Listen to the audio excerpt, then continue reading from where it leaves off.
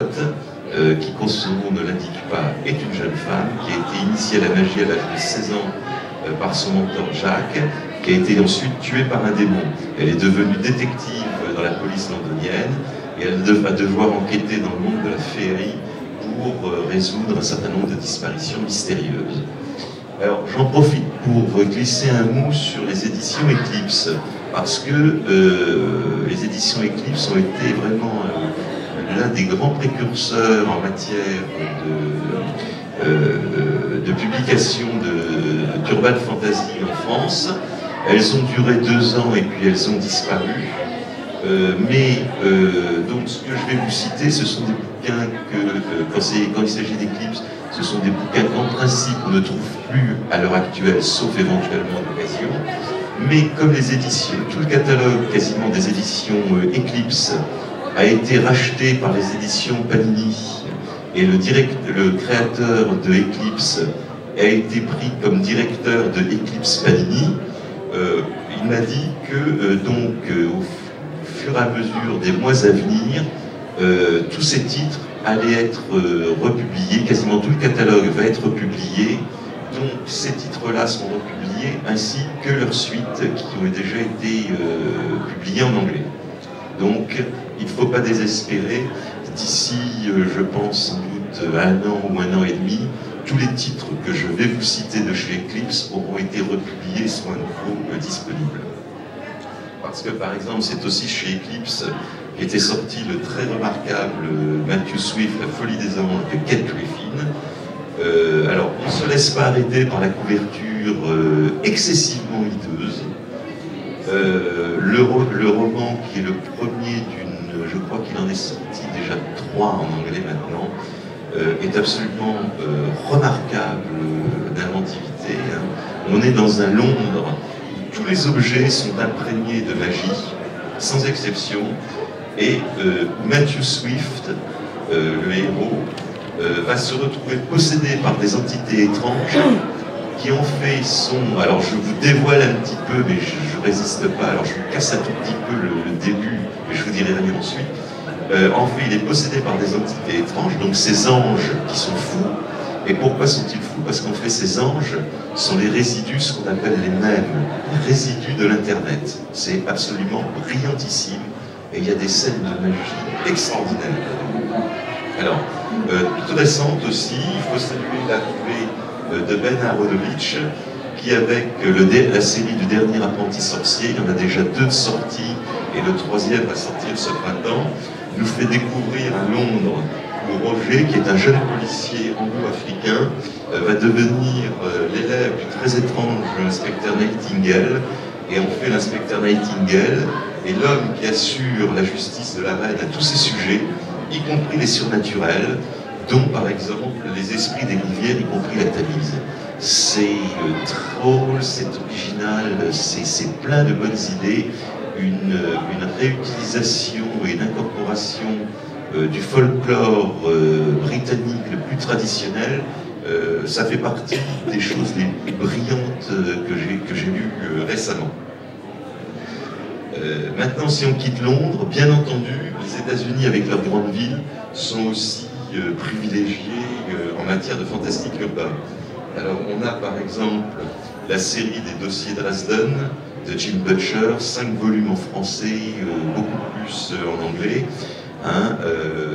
Harry Dresden est le seul détective privé magicien que l'on puisse trouver dans les pages jaunes de l'annuaire de Chicago. Et donc, il a beaucoup de travail, beaucoup d'ennuis aussi. D'autant plus que c'est un type qui n'a pas beaucoup de chance, parce que sa marraine, d'une part, est une très dangereuse fée, et qu'il se retrouve entraîné à son corps défendant dans la guerre entre les fées d'été et les fées d'hiver. Plus un certain nombre de créatures surnaturelles, lui et son assistant, qui est un esprit incarné dans un crâne, ils ont beaucoup de travail, et le pauvre Harry Dresden connaît aussi beaucoup de passages à tabac. Il n'a pas une vie facile. C'est très très amusant. Quant à Jean Bianco, qui est dans la série L'exécutrice de Jennifer Estep, c'est une tueuse à gages qui exécute tout un tas de créatures surnaturelles diverses. C'est un métier qui lui est, dont l'exécution lui est facilitée par le fait qu'elle a des pouvoirs d'élémental de la pierre et de la glace. Et ça ne l'empêche pas en même temps d'obtenir un restaurant à Ashland, en Caroline du Sud, où je vous recommande d'aller, puisqu'il sert le meilleur barbecue de porc de tout le sud des États-Unis.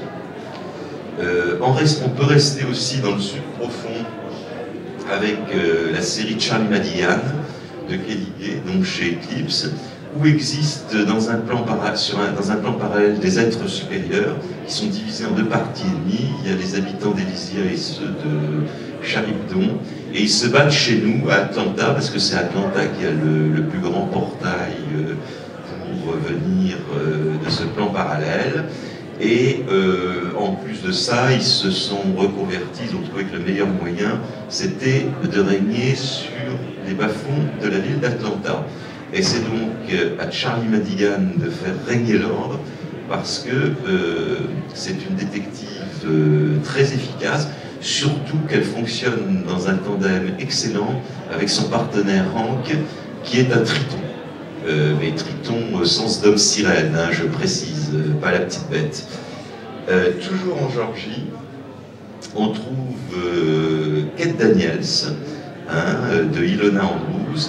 Là aussi, on est toujours à Atlanta, mais c'est une Atlanta qui est parcourue par des vagues technologiques et des vagues magiques en alternance. Alors, quand c'est la vague magique, les téléphones portables, les ordinateurs, les voitures, etc. ne fonctionnent quasiment plus. Et quand c'est la vague technologique, les pouvoirs magiques sont au plus bas. Donc, c'est à Kate Daniels, qui est une mercenaire, de faire régner l'ordre dans tout ça. Et elle a beaucoup de travail, fort heureusement pour nous, parce que vraiment, on se régale avec cette série. Si on traverse maintenant tout le continent américain, on se rend dans la pluvieuse ville de Seattle, où Harper Blaine, de Kate Richardson. Harper Blaine est une détective privée qui est devenue une arpenteuse de brume après être cliniquement morte pendant 2 minutes. Et donc cela lui a donné le pouvoir de distinguer toutes les créatures surnaturelles. Et Dieu sait qu'il y en a à Seattle. Maintenant, on retraverse les États-Unis dans l'autre sens et nous allons dans la ville qui ne dort jamais, à New York, où se déroule la jolie série de Rob Thurman de Cal Leandros. Ce sont les aventures de deux demi-frères. Donc Cal, lui, n'est qu'à demi-humain et il est protégé par son grand frère qui, lui, est totalement humain, mais qui est un spécialiste de tous les arts martiaux et qui donc a élevé et protégé son petit frère. Et c'est dans une New York fantastique épitée de créatures diverses, dont pour moi l'une des plus belles est le troll qui habite sous le pont de Brooklyn. Remarquable. C'est aussi dans cette ville de New York que démarre l'excellente trilogie d'un auteur français, Frédéric Petitjean, avec sa trilogie des Dolce. C'est paru chez Don Quichotte, et on fait les Dolce, ce sont les aventures de la dernière famille de magiciens qui existe encore au monde. Hein, donc la famille Dolce, ils sont installés à Brooklyn dans un bus impérial déguisé en maison. C'est tout à fait drôle, plus grand à l'intérieur qu'à l'extérieur, etc. C'est hilarant. Et donc, ces pauvres Dolce ont fort à faire pour lutter contre la mainmise sur le monde de la guilde des sorciers. Et les sorciers, en fait, sont des magiciens qui ont succombé à l'appel du mal. Et dans le deuxième volume, les aventures se prolongent maintenant à Paris, à Londres, à Yokohama. Donc, à la fois à travers l'espace et le temps, c'est absolument remarquable. Je vous le recommande vivement. Alors maintenant, venons-en, j'ai quand même essayé de distinguer là aussi, dans l'urban fantasy, je pense qu'on peut distinguer ce que j'appellerais des sous-genres ou des variantes. Alors, la première et sans doute la plus importante en nombre de livres, c'est la variante sorcière. Alors, curieusement, mais ça c'est peut-être l'héritage des procès de sorcellerie de Salem, ces romans avec des sorcières se déroulent tous aux États-Unis. Et je dirais que là, le grand précurseur donc de cette variante sorcière de l'urban fantasy, et en même temps exception à la constatation que j'avais mise au début qu'il s'agit souvent de romans uniques ou au plus de trilogies, pour moi c'est d'abord le premier grand précurseur, c'est donc Mary Poppins, de Pamela Lyndon Travers, donc, qui date de 1934, qui a beaucoup fait rêver des générations, et que bien entendu Mary Poppins a obligatoirement les traits de Julie Christie. Il y a eu un autre grand ancêtre qui est Ma femme est une sorcière de Sam Smith, qui date de 1941. Très bonne réédition chez Terre de Brume en 2005 que je recommande.